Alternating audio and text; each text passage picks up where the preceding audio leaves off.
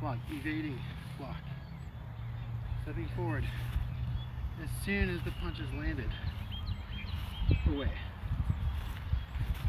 So your timing, everything is very evasive. Now turning and low to the hip. This move will scoop and trap. So what it's doing is the opponent is grabbing your wrist. You are hooking the wrist over the top of their arm and trapping the fingers so they can't retrieve it. Looking, then throwing your kick, back fist to the face. Blocking your hand as a strike, punch, punch. Blocking next attacker, hammer fist, punch. This move towards the side, hammer fist. As the center body punch comes in, blocks down, letting you strike over the top. Blocking, striking. When you step forward, pull and push. Blocking the hand down, pushing the elbow upward. It can also be used in a technique where we twist the wrist over and apply pressure to the wrist. This move here, when you throw your hammer fist and your kick, you're not throwing your kick super high. The bunkai and the kicks in Shito-ryu karate were not designed to kick to the face. If you want to show off your flexibility, save it for kumite. All of the original kicks were designed to go to a very vulnerable area, to the groin or to the stomach. When you kick to the groin or to the stomach or even the knee, you render your opponent immobile for a moment. So, this could be a block as a strike, or striking to the face and kicking to the groin. When you do a lower kick, it also enables you to retrieve your foot back faster, so it's not grabbed. So just waist high. You don't have to throw it to the face. Grabbing and throwing your elbow to the body.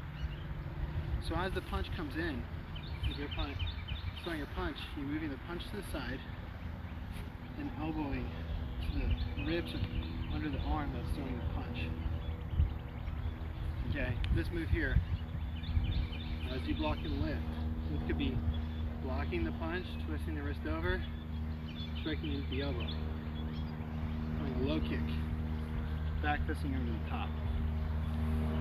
When you do your jump, this move is an evasive jump that jumps over an opponent, or jumps over a sweeping kick, or jumps over a weapon strike. Tips on how to do your jump correctly. You want to keep your body on a straight axis as you turn. As you turn, keep your body on a straight axis. Don't bend your head down and then try to move before you do your jump.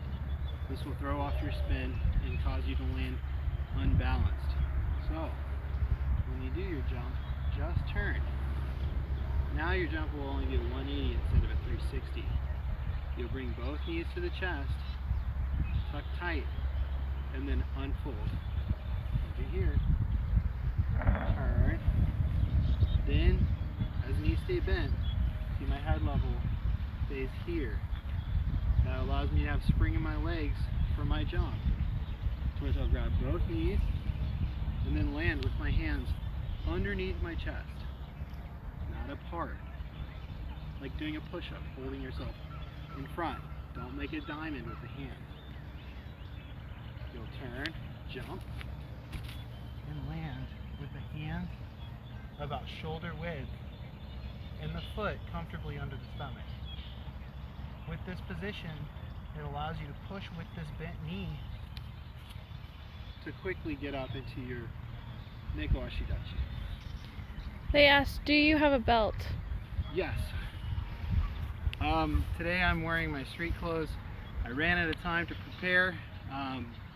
So yes, I've been doing karate for 27 years. Since I was 3 years old. I do have a belt. It does hold up my pants, and I have several of them. So I have old ones and new ones. So yes, I do. You don't need a belt or a gi to practice karate. One of my favorite things to talk about is when you go and train in Japan, it's very formal. If you've ever been to Japan, everything is super formal, right? So the kimono is very traditional, but it's super uncomfortable. If you ever put on a competition karate gi, these things are made of like canvas. You get really hot and sweaty, hard to move. It's much more comfortable wearing like spandex or workout clothes, and I would save the gi for competitions, personally. Also, they're hard to clean. Those things are white. You gotta use like bleach, OxyClean. Forget about it. Let's throw these in with the wash. Alright, for those of you that are going to be practicing this one as a competition form, let's go over the timing.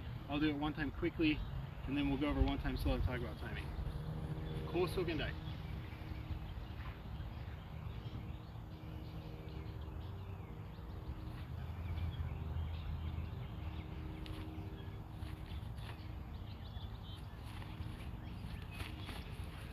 Aye.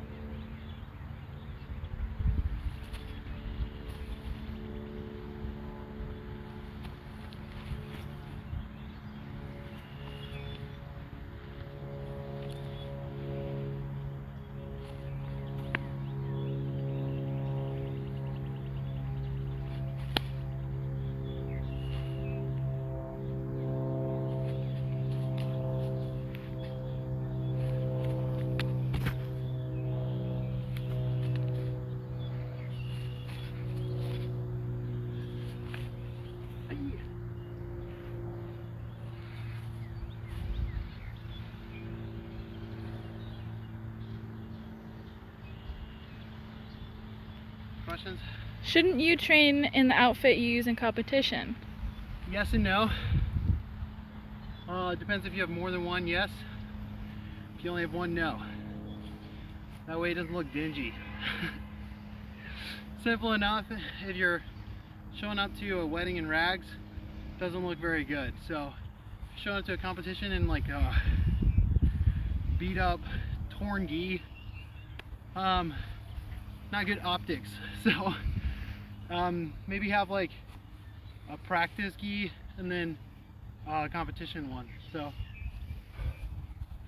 let's go ahead and let's go over timing. So the moves for this kata are very explosive and then slow, and then that's what causes dynamicy in the kata that makes it appealing and traditional at the same time. It's kind of like yin and yang, hard and soft. So you go quick, snap, quick, snap, quick, snap, and then freeze.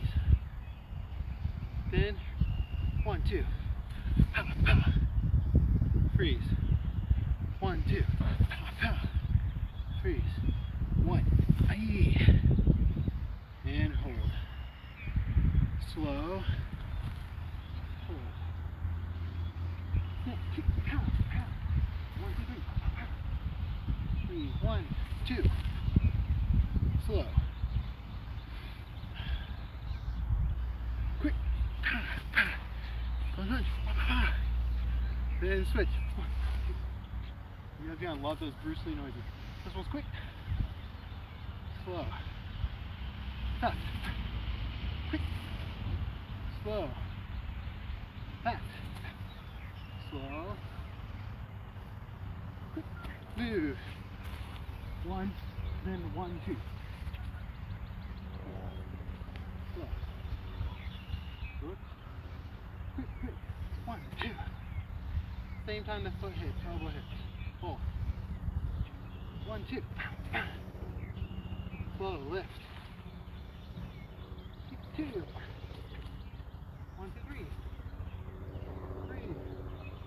Turn, jump. 1, 2. Turn, 1, 2, 1. So the turn. After 1, 2. Keep your weight over this heel. So here, 1, 2. Put your weight over this heel in front. And magate. Mawate. Spin. So if you put your weight on your toes and you try to turn, it puts stress on your knee and you can hurt your knee ligament. Put your weight on your heel of the front foot. Now, spin really easy. Knee. Same thing, put weight on heel. Itch. That way you spin fast. Knee. And finish. Kosoken Sho. It is a great kata, which is a form that was brought to Japan by a man named Kushanku. Kushanku came from China, and he was a Kwang Fa teacher, which is Kung Fu as we know it today. So in ancient maritime Japan, they would use martial arts as a form of bartering. In order to exchange for goods, they would provide a service. Question? Is karate hard on the knees? It can be. It can be. And especially if you practice things incorrectly. That's why you want to make sure your form is always correct before you try to go fast. A lot of times, I wouldn't say beginners, intermediate students who have learned the basics try to ramp up as high as they can and get to black belt super fast and be the best, and that's great. But when you sacrifice your form, then you start to injure yourself. So if you're doing stances that are past the knee because you want them to look good, you start to put strain on this front ligament. Same thing with like unnaturally deep stances. Your body weight can strain your knees. That's also why you want to make sure you're staying hydrated and you stretch when you do martial arts. Twisting, if you're doing kumite all the time and you're throwing kicks and you aren't stretched, you can definitely injure your knees. So yes and no. Some people have no problem. There's naturally flexible people that have a very easy time at karate. I was never one of those. So, got any more questions? Are we good? Okay. One more time. I'm gonna perform it from the side. A lot of you guys, hi, first time. Welcome. Hope you're enjoying this entertainment. For those of you who watch us regularly, I hope that you'll use this one in your next tournament. You can find the recaps on nkkf.org, our website. Links are in the bio. Kosoken Sho.